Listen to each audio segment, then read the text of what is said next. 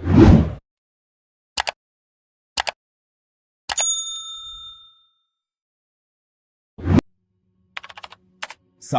1757। इतिहास की वो तारीख जिसने मीर जाफर को गद्दार और सिराजुद्दौला को देशभक्त बना दिया। लेकिन क्या सचमुच ऐसा था? बंगाल सूबा मुगल साम्राज्य का सबसे बड़ा और अब तक का सबसे अमीर सब डिवीजन था और मुर्शिदाबाद इसकी कैपिटल थी। जैसा कि हिस्टोरियन विलियम डेलरिम्पल ने अपनी बुक दी एनार्की में मेंशन किया है, मुर्शिदाबाद बंगाल के सबसे बड़े शहरों में से एक था। कुछ अनुमानों के अनुसार इसकी आबादी लंदन के करीब थी। 1740 से 1756 के बीच बंगाल पर शासन करने वाले नवाब अलीवर्दी खान के टाइम पीरियड में बंगाल ने स्वर्ण युग यानी गोल्डन एज का अनुभव किया। डेलरिम्पल लिखते हैं, 1720 के दशक से बंगाल के राजस्व में 40% की वृद्धि हुई थी और मुर्शिदाबाद में अकेले एक बाजार में सालाना 65,000 टन चावल का कारोबार होता था। इसके अलावा इस क्षेत्र के एक्सपोर्ट प्रोडक्ट्स जैसे चीनी, अफीम, इंडिगो के साथ साथ इसके 10 लाख बुनकरों द्वारा उत्पादित वस्त्र दुनिया भर में खपत किए जा रहे थे। 18th सेंचुरी में मुगल बादशाह औरंगजेब द्वारा कंपनी को बंगाल में ड्यूटी फ्री ट्रेड के राइट्स दिए गए, जिसे लेकर ब्रिटिश ईस्ट इंडिया कंपनी और बंगाल के नवाब के बीच झगड़ा चल रहा था। यह राइट बादशाह औरंगजेब ने 1690 में एक फरमान के जरिए दिया। इसके बदले में कंपनी को उन्हें 3,000 रुपए की एनुअल पेमेंट करनी होती थी। कंपनी के लिए बंगाल से होने वाला ट्रेड एशिया से ब्रिटिश इंपोर्ट्स का ऑलमोस्ट 60% था। हालांकि औरंगजेब की डेथ के बाद और 1717 में अलीवर्दी खान के बाद इसी साल में मुगल सम्राट फारूक सियार ने ईस्ट इंडिया कंपनी को दस्तक जारी करने की शक्ति दी। दरअसल उस समय फारूक सियार बीमार थे। तब कंपनी से जुड़े एक सर्जन विलियम हैमिल्टन ने उन्हें बीमारी से ठीक कर दिया और बदले में कंपनी को मिला दस्तक परमिट। दस्तक फारसी शब्द है जिसका अर्थ है पास। दस्तक एक ट्रेड परमिट था जो यूरोपीय व्यापारियों को अपने व्यक्तिगत व्यापार पर कस्टम्स और ट्रांसिट ड्यूटीज देने से बचाता था। दस्तक सिस्टम ने यूरोपियन ट्रेडर्स के साथ कंपटीशन करते समय इंडियन ट्रेडर्स को नुकसान में डाल दिया। कंपनी के ऑफिशियल्स ने ट्रेड प्रिविलेजेस का भी दुरुपयोग किया, जिससे नवाब के फाइनेंसेस को नुकसान हुआ। दस्तक का ये दुरुपयोग नवाब और कंपनी के बीच कॉन्फ्लिक्ट का एक प्रमुख मुद्दा था और इसीलिए उस समय मुगल फरमान की कड़ी आलोचना की जाने लगी। नवाब को लगा कि इस व्यवस्था से उनके राज्य का राजस्व छिन गया है और उन्होंने कंपनी के अधिकारियों को ड्यूटी फ्री ट्रेड देने से इनकार कर दिया। इस आर्थिक संघर्ष में रंग भरने वाला एक और कारण war of the Austrian succession था, जो 1740 के दशक में यूरोप में छिड़ा और जिसके कारण अंग्रेजों और फ्रांसीसियों के बीच नई दुश्मनी पैदा हुई, जो उस समय बंगाल की खाड़ी के किनारे व्यापार कर रहे थे।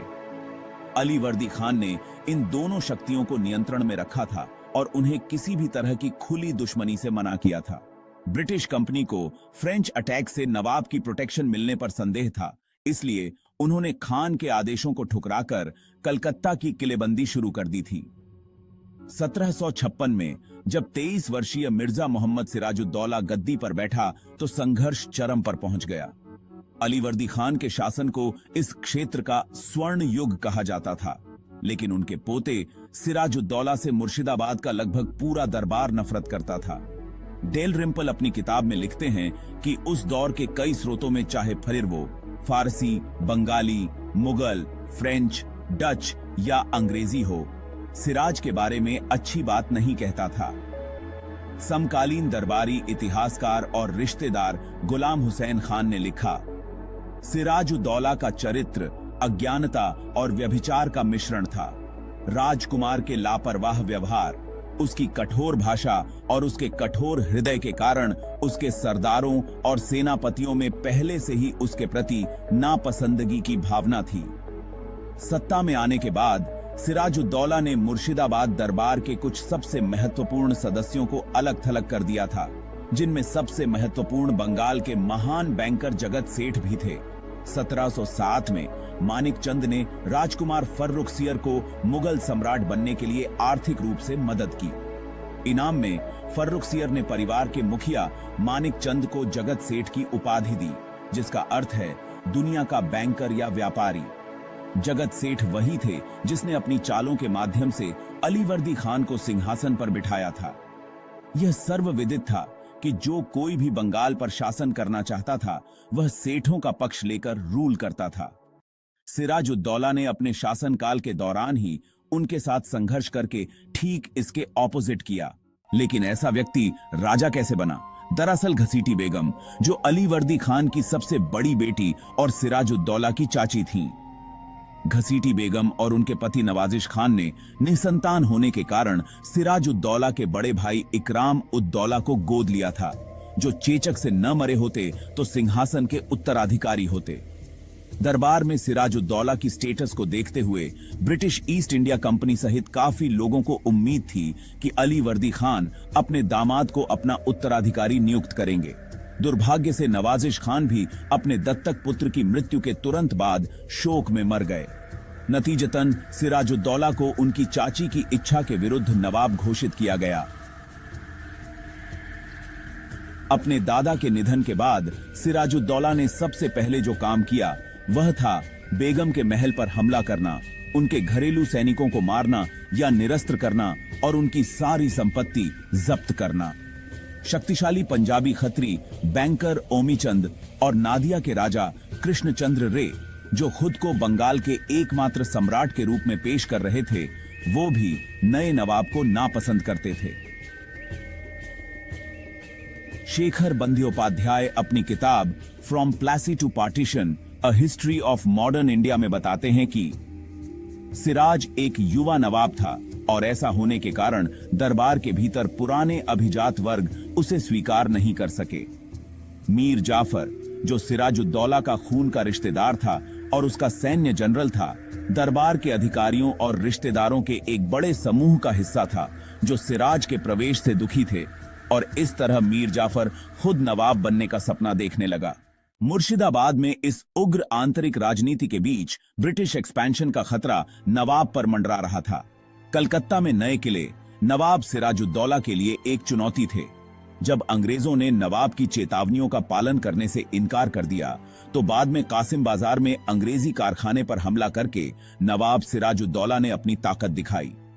20 जून 1756 को सिराजुद्दौला ने फोर्ट विलियम को जीतने के लिए 70,000 लोगों की एक सेना के साथ कलकत्ता की ओर कूच किया। उनके इस क्विक मूव ने अंग्रेजों को पूरी तरह से सरप्राइज कर दिया। किले के अंदर घुसने के बाद सिराजुद्दौला की सेना ने अपनी नजर में आने वाली हर चीज को लूट लिया। अंग्रेजों की हार हुई और किले के अंदर सिराजुद्दौला की सेना द्वारा युद्धबंदियों को कैद करने की घटना को कुख्यात रूप से कलकत्ता के ब्लैक होल ट्रेजेडी के रूप में याद किया जाने लगा। ये कालकोठरी 14 फीट बाय 18 फीट की थी और इसमें केवल 2 छोटी खिड़कियां थीं। कैदियों में ब्रिटिश सैनिक, भारतीय सिपाही और भारतीय नागरिक शामिल थे। कालकोठरी में दम घुटने वाली गर्मी, एक दूसरे को रौंदने, पानी के लिए लड़ने और दया की भीख मांगते हुए इस ट्रेजेडी में 43 से 123 के बीच लोगों की मौत हुई।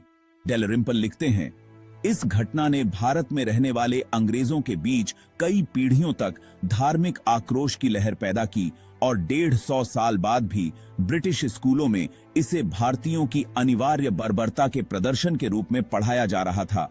और यह इस बात का उदाहरण था कि ब्रिटिश शासन क्यों नेसेसरी और जस्टिफाइड था।